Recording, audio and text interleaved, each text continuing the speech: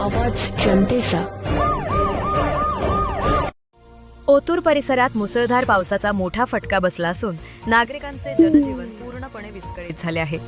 काल रात्री सुमारे 9 वाजण्याच्या सुमारास ओतूर येथील जय बजरंग स्मशानभूमीकडे जाणाऱ्या रस्त्यावर एक भला मोठा वृक्ष थेट विद्युत तारेवर कोसळला. या घटनेमुळे तारे तुटून लगतच्या वस्तीतील घरांवर पडल्या आणि काही क्षणातच संपूर्ण परिसराचा वीज पुरवठा खंडित झाला. त्यामुळे परिसर अंधारात बुडाला. सुदैवाने या घटनेत कोणतीही जीवितहानी झालेली नाही. मात्र स्थानिक नागरिकांना मोठा त्रास सहन करावा लागला आहे. लहान मुले, ज्येष्ठ नागरिक आणि महिलांना रात्रभर अंधारातच राहावे लागले. वीज नसल्यामुळे दैनंदिन कामकाज ठप्प झाले असून नागरिकांचे हाल झाले आहेत.